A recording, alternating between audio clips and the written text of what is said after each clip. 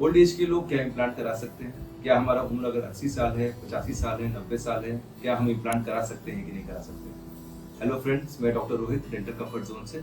आज इस टॉपिक के बारे में हम डिस्कस करेंगे, जो बहुत ही कॉमन टॉपिक है कि क्या हम इम्प्लांट कराने के लिए एलिजिबल हैं कि नहीं। बहुत से बच्चे ऐसे आते हैं जो अपने गार्जियन की इंक्वायरी करते हैं और कहते हैं कि क्या सर मेरे फादर का इम्प्लांट हो सकता है कि नहीं हो सकता है। मेरे फादर तो एडल्टली हो गए हैं, 85 ईयर्स के हो गए हैं, क्या उनमें इम्प्लांट हम लोग कर सकते हैं कि नहीं। बेसिकली आप ये समझने की कोशिश करो कि इम्प्लांट किस क्राइटेरिया पे, किस कंडीशन पे लगाया जाता है। बेसिकली इम्प्लांट हम लोग कब लगाते हैं? प्रीवियस वीडियो में मैंने आपको जानकारी भी दी है कि जहाँ बोन कम है, जहाँ पर दांत नहीं है, जहाँ पे खाने पीने के लिए कोई और दूसरा ट्रीटमेंट हम कर नहीं सकते हैं, वहाँ हम लोग इम्प्लांट की मदद लेके एक टाइटेनियम स्क्रू को जॉ बोन में प्लेस करते हैं और उसके ऊपर हम लोग फिक्स दांत की प्रक्रिया को पूरा करते हैं। इम्प्लांट किसके लिए बनाया गया?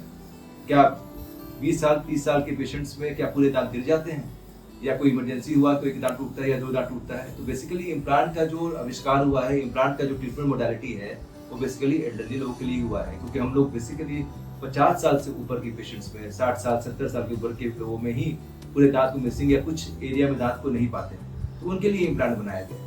तो इम्प्लांट हम करा सकते हैं कि नहीं करा सकते हैं, वो तीन फैक्टर पर डिपेंड करता है। वो डिपेंड करता है कि आपकी जॉ बोन की डेंसिटी कितनी है, आपकी हड्डी कितनी मजबूत है, उसकी क्वालिटी कितनी अच्छी है, और आपका एक जनरल मेडिकल कंडीशन जिसमें हम लोग blood pressure, sugar, thyroid, osteoporotic condition है कि नहीं, कैंसर की प्रॉब्लम है कि नहीं, इस सबको हम लोग कंसिडर करके एक एलिजिबिलिटी को डिसाइड करते हैं। आपके सारे प्रॉब्लम, सपोज करिए अगर आपका शुगर ही है, अगर वो कंट्रोल्ड है, मान लीजिए आपका 300 के प्लस ऊपर शुगर है, तो हम लोग जनरली इम्प्लांट के लिए मना करते हैं। कि होता क्या है, ऐसे पेशेंट्स में हीलिंग थोड़ी लेट से होती है, काफ़ी एंटीबायोटिक खाना पड़ता है, कई बार ड्रेसिंग को चेंज करना पड़ता है।